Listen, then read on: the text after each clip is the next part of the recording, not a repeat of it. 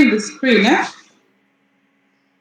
and its interdisciplinary connections. Plant breeding is a multidisciplinary field that draws upon various scientific disciplines to achieve its objectives. And here is a structured overview of how plant breeding is interconnected with these scientific disciplines. One is botany, knowledge of the taxonomic classification of plants, understanding plant anatomy, cellular structure, morphology, and reproduction. Provides insights into plant diversity and traits. Genetic or cytogenetic, understanding of genetics and principles of inheritance. Study of chromosome, structure, and behavior, which is vital for breeding organisms. And then plant physiology helps in understanding how plants adapt to different environmental factors like temperature, water availability, and light. Insights into plant responses to stress conditions. And then plant pathology, knowledge of plant diseases, their causes, and management. It aids in developing disease-resistant plant or crop varieties.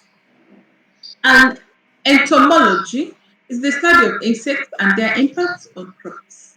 It helps in developing pest-resistant crops and reducing the use of pesticides.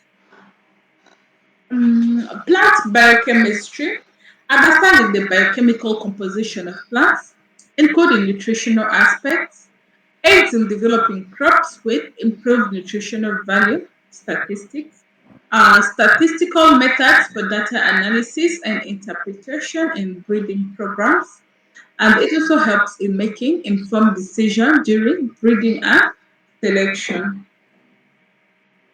Computer science, utilized for data analysis, modeling, and simulation in plant breeding, enhances the efficiency of breeding programs through computational tools. Agronomy, agronomy or horticulture, insight into the practical needs of growers, understanding specific breeding goals and requirements for crop production.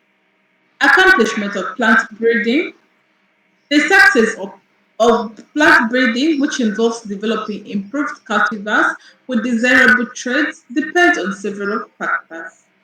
One is the breeding objectives, clearly defined goals for improving crop traits. Two is availability of suitable breeding materials. You need to access to plant varieties with the desired traits, and then breeding methods, the availability of techniques and strategies used for crossbreeding and selection, observation of traits, ability to recognize valuable traits in field conditions, and then some notable accomplishments of plant breeding include development of disease-resistant cultivars such as ter, rust, resistant wheat varieties, creation of insect-resistant crop cultivars like corn varieties resistant to corn borers, improvement of crop quality exemplified by wheat cultivators with excellent baking quality, increased grain yield through the development of hybrid cultivars in crops like corn and sugar. Yeah, the main reason of breeding crops or plants is basically to make sure we get what a more resistant or a better quality breed at the end of breed.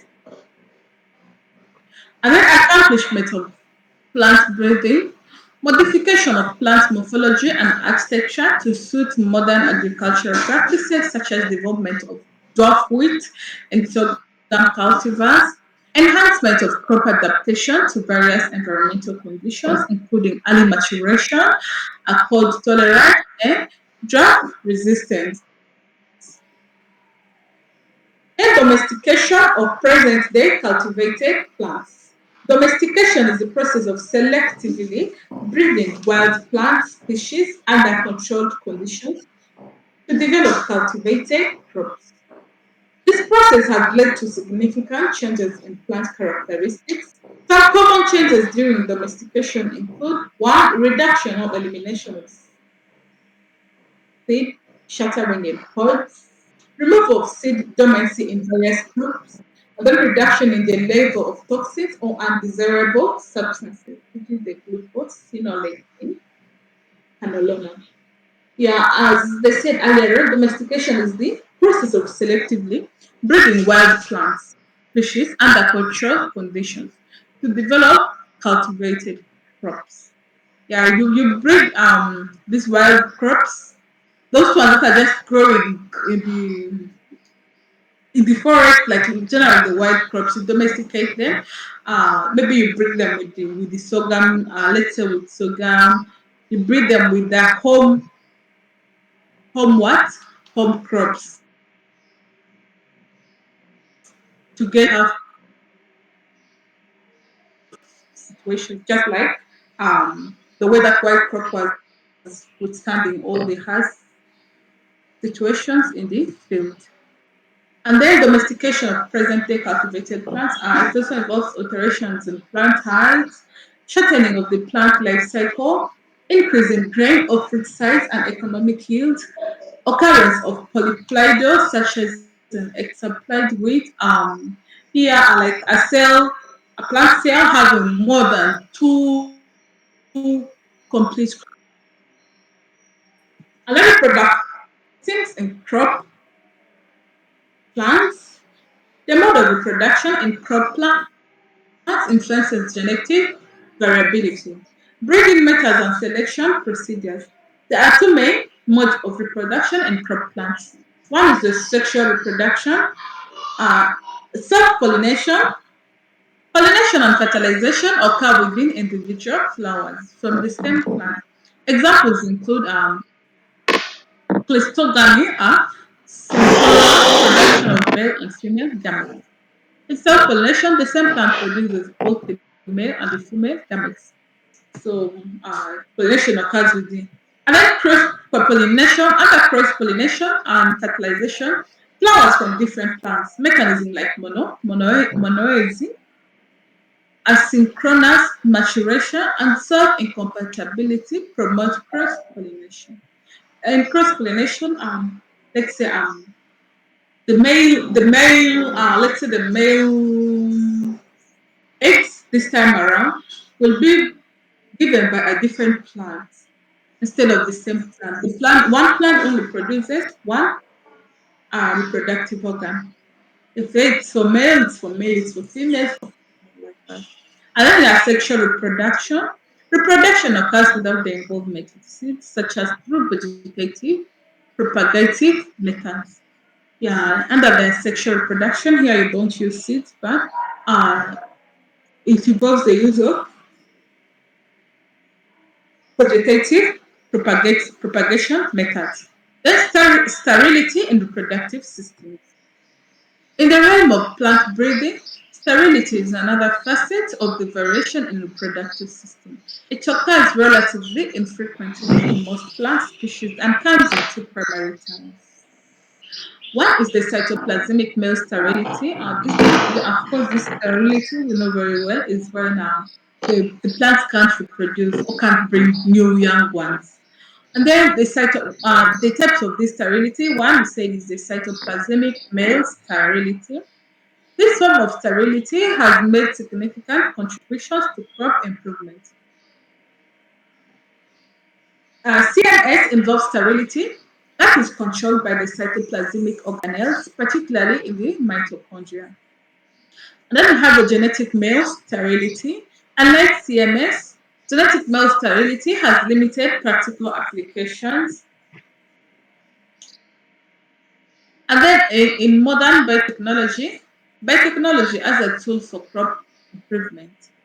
Biotechnology as a tool for crop improvement.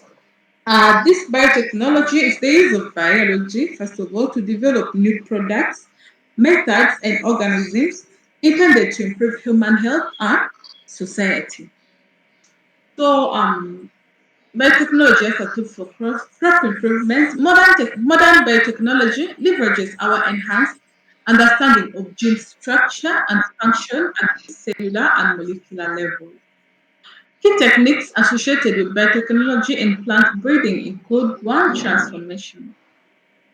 This can be achieved through methods such as gene gun, particle embodiment, or the use of agrobacterial to make fusions. Then tissue cultures in vitro cultivation of plant cells and tissue. And then the marker assisted selection, the use of genetic markers to aid in selection during breeding. And then photoblast manipulation, handling of plant cells with their cell walls removed. And then the in vitro selection, selection of desired traits under controlled laboratory conditions. This biotechnological tools offer several advantages. The advantages of this of biotechnology actually too, and monopods, and then it's access to a broader gene pool, including genes from our plants. It also assists in precision in gene transfer. It also assists in shorter time frames for transferring genes, control over gene expression in specific plant tissues. An example of a biotechnological application is topi, top, totipotency, where a single plant cell, uh, totipotency,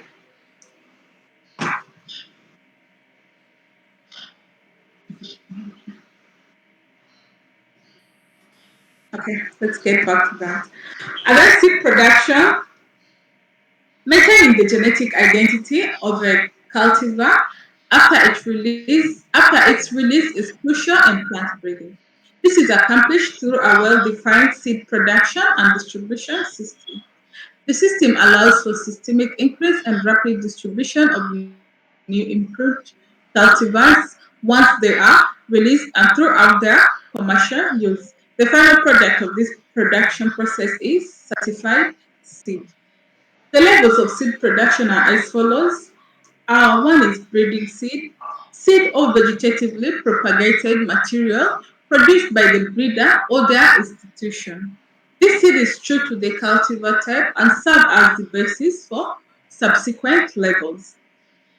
And second is foundation seed, produced by research organizations involved in breeding a particular cultivar. Strict precautions ensure its genetically identity. It is distributed to commercial seed growers for the production of registered seeds. And registered seeds must meet strict purity standards, including genetic purity. Important stages in seed production. Seed production involves several critical stages to ensure the quality and purity of the seeds. One is planting. Growers must plant foundation or registered seed of an approved cultivar. The seed should be planted in a clean field that was not planted with the same crop or other crops that might volunteer in the previous year. As this can affect the purity of the certified crop. Um, Noxious weeds should be removed before harvest. Isolation of the seed producing field is necessary to prevent contamination. Two is brogging. A grower should remove off-type plants and mixtures from the field before harvest. And then three is field inspection, representatives of to ensure compliance with purity and quality standards. And then cropping systems. Cropping systems involve the sequences of planting crops in a given farm, including practices like rotation, monoculture, and intercropping. Crop rotation is the recurrent succession of different crops on the same land, or planting different crops year after year on a given piece of land. It is beneficial to incorporate leguminous species in crop rotations as they enhance and sustain productivity. Advantages include weed and pest control.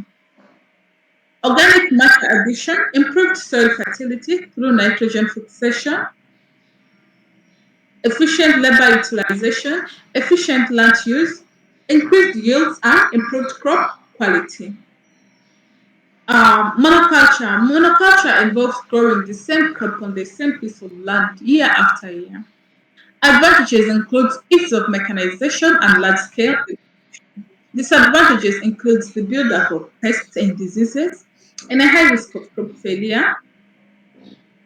And then intercropping. Intercropping refers to planting two or more crops simultaneously on a given land, compared to growing these crops separately. Advantages of monoculture include additional yield, since you're planting different types of crops. Of course, you're going to have increased income. And then insurance against crop failure. Yes, if one fails, at least the others will survive. And then maintenance of soil fertility. Yeah, because there are different crops, the leguminous, cereals, and all that. They help in maintaining the soil fertility by fixing different nutrients into the soil. And then reduced soil runoff. Yeah, when you have cover crops in the same place with land cover crops, it also helps. The cover crops helps to control a lot. With control, shade and support avoidance of intercrop competition and increased crop density harvesting. You could harvest a lot different things which can lead to wastage, and also you can also face a lot of challenge during harvesting. Other shifting cultivation systems. This system involves rain-fed cropping with crops that have annual, biennial, or short-lived perennial growth cycles. Cropping periods alternate with longer restive or advantageous plant species. Climate change. Climate change refers to trends in the Earth's climate, such as rising average temperature. It affects various regions differently and is often driven by global warming, which related to climate change include one, greenhouse gases. These gases are produced by human activity and released by they trap heat in the atmosphere, leading to global warming. And two is personal contribution. Activities like using electricity, driving cars, and disposing of waste contribute to greenhouse gas emissions. And then impact on agriculture. Climate change affects agriculture by altering climate patterns, including temperature, precipitation, and extreme weather events. But short-term impacts are already evident here. Climate change, of course, affects crop production. Affects crop production in different ways. Since this climate change affects it alters temperature, precipitation. That is the water in the cloud, water levels in the cloud. They precipitate and affect crop growth or seasons. And then extreme weathers like maybe drought, too much heat, too much sunshine, production, concept of animal production. Animal production is a crucial aspect of agriculture, which encompasses the production of domesticated animals for various purposes. Agriculture involves crop, animal, and fiber production for human consumption. The interdisciplinary nature. Concept of animal production. Animal production draws from various scientific disciplines, including one zoology, pathology, genetics, microbiology, botany, biochemistry, chemistry, physics, statistics, mathematical and pharmaceutical sciences. Evolution of practices. Animal production has evolved scientific techniques. Traditional techniques are often slow to evolve, limited to specific regions or communities, and passed down through generations. And scientific techniques are versatile, transferable, and offer more sustainable and profitable solutions for farmers and nations. And benefits of scientific principles. One, science-based skills are more dependable, sustainable, and profitable. They contribute to social, economic, nutritional, and profitability targets. Scientific principles sustain traditional practices. Traditional practices often involve taboos, customs, and beliefs related to livestock and livestock products. Our benefits of scientific principles still continue. Example, in India forbid the slaughter of cattle on consumption of. Those are just the examples of traditional principles.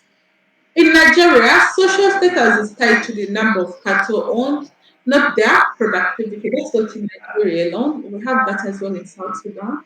And then resistance to technology that stem from traditional beliefs such as opposition to artificial insemination. Yes, these traditional beliefs have made it very hard to take up the scientific principles of the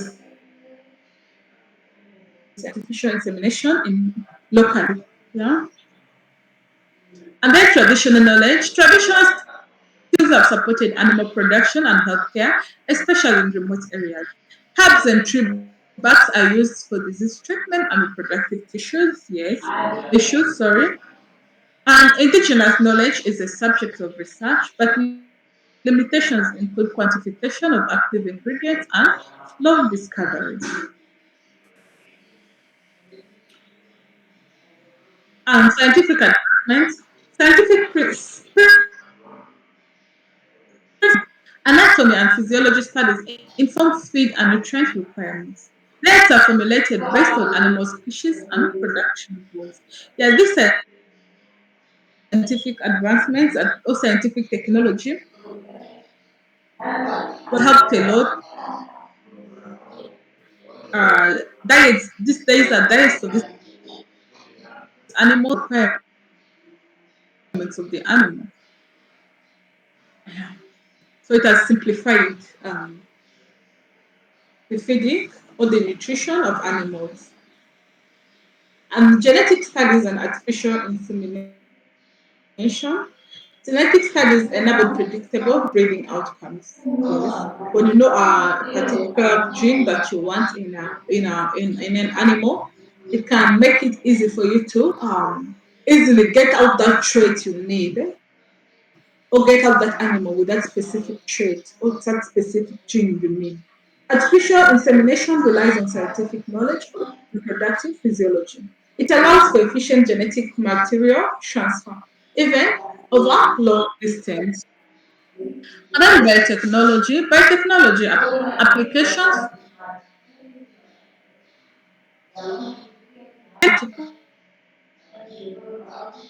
of spring, yes. Scientific principles lead to skills and technologies that improve production, productivity, and profitability.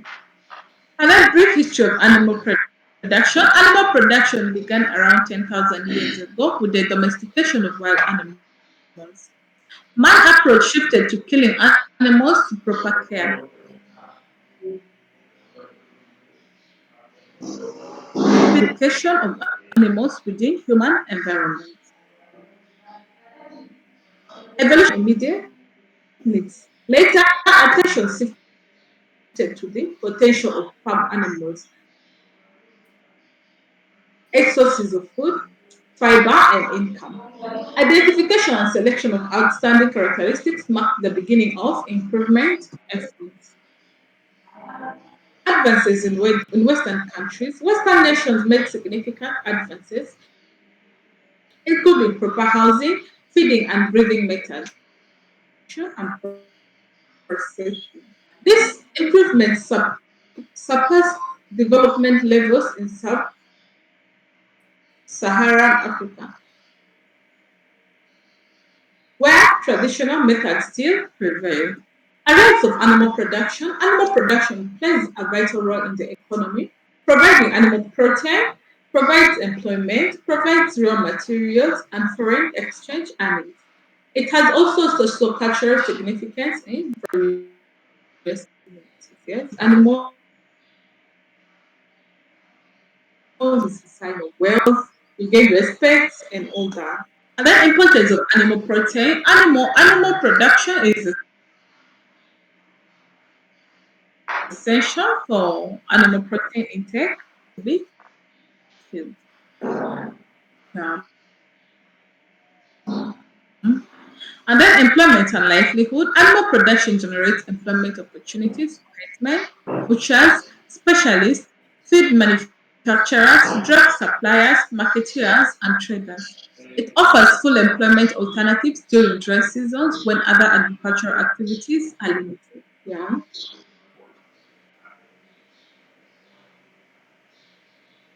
And natural raw materials such as hides, skins, leather, milk, and eggs.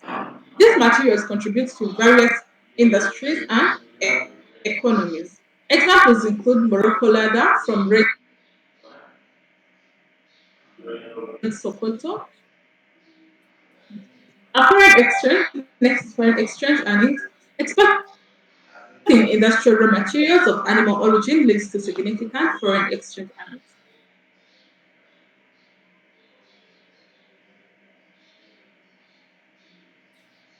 Related exports for their economies.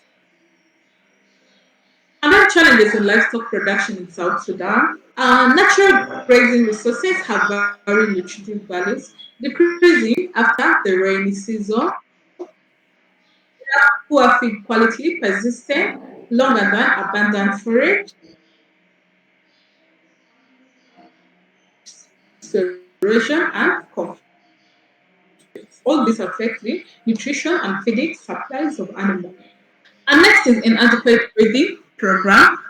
Haphazard breeding practices involve indigenous and exotic breeds, whereby it's very hard for us to get this exotic in South Sudan.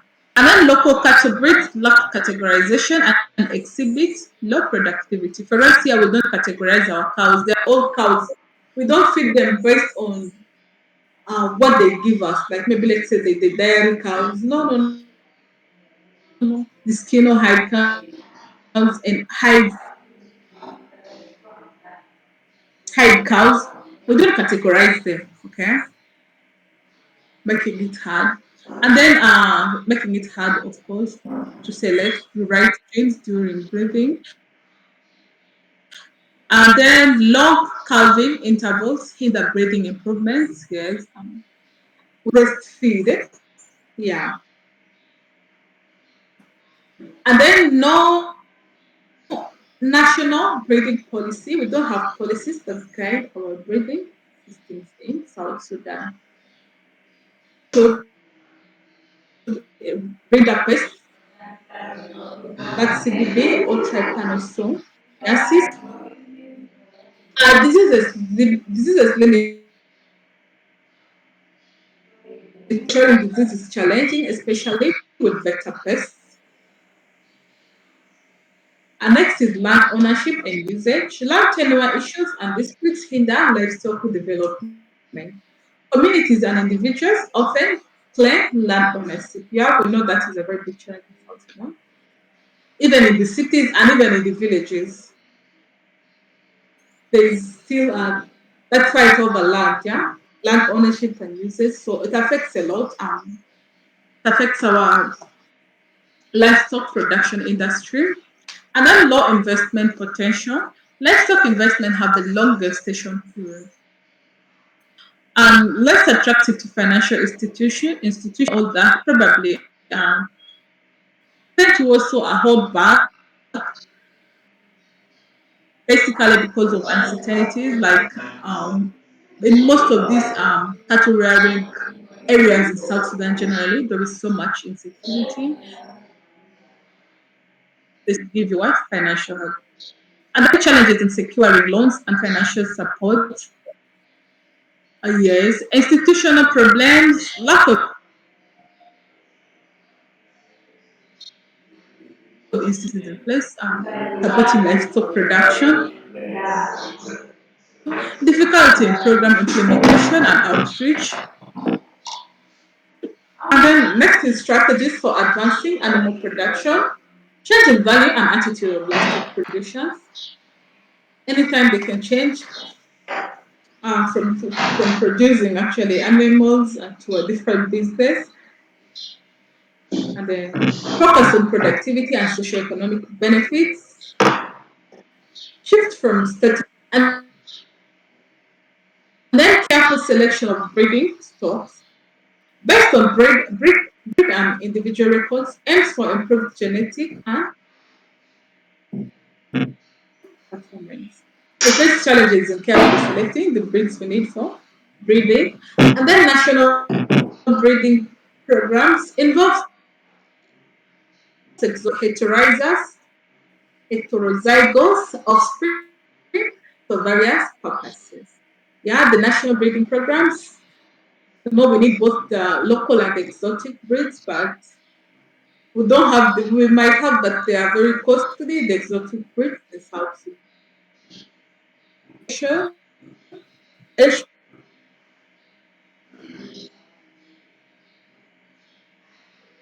as reaction, yeah. Food in general is a problem affecting our livestock production because we know of the climatic changes. Sometimes it's flooding, sometimes it is this. Because in most of these areas where livestock production occurs in South Sudan, they face a lot of challenges, drought, famine, and all that. And then feed quality improvement, deliberate supplementation and range exploitation meets daily nutrient requirements. It's very hard for these animals to meet their daily nutrient requirements. Yeah? Because for us, we don't, most of the people keeping livestock in South Sudan, they don't like consider the nutrients or the feeds that their animals eat. These animals are just taken to the bush, you eat what you can eat, halas.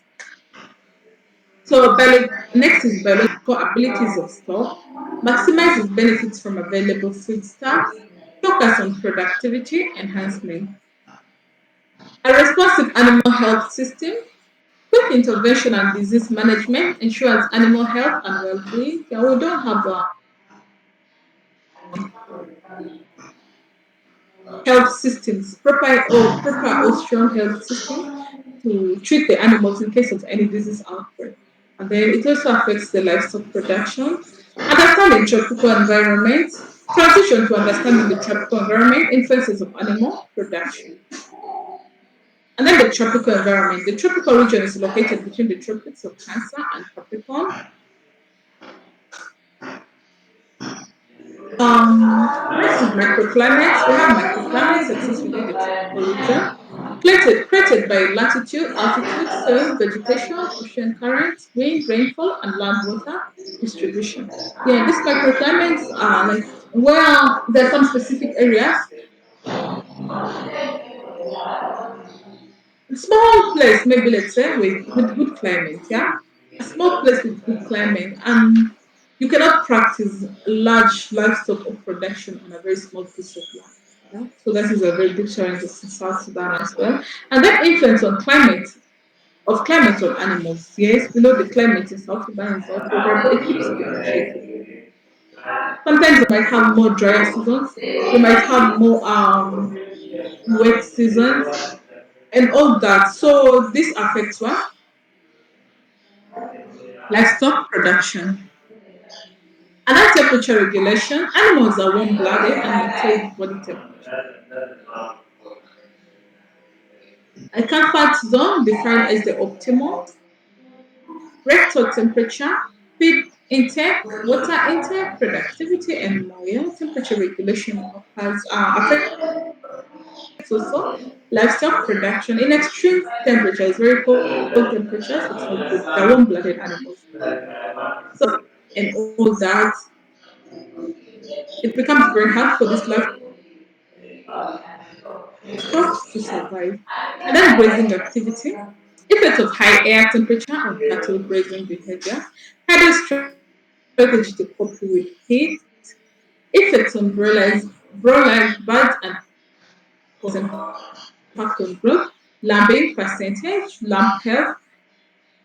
Effects on poultry, breed age, and egg production. Yeah, as I explained earlier on, temperature.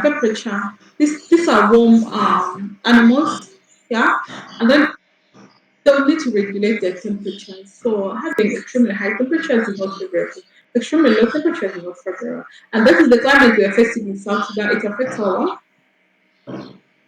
production a lot. And then the production and similar generation, effects on egg production and eggshells, thickness, impact on incubation and brooding. Yeah. This temperature as well still affects reproduction. One is on the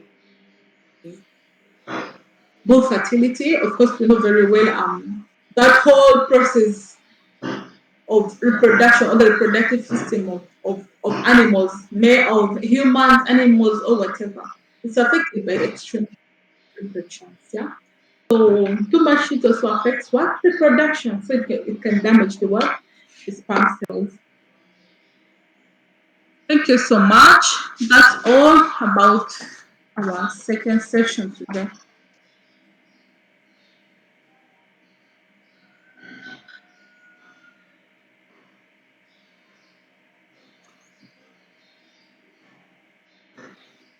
Hey Samuel.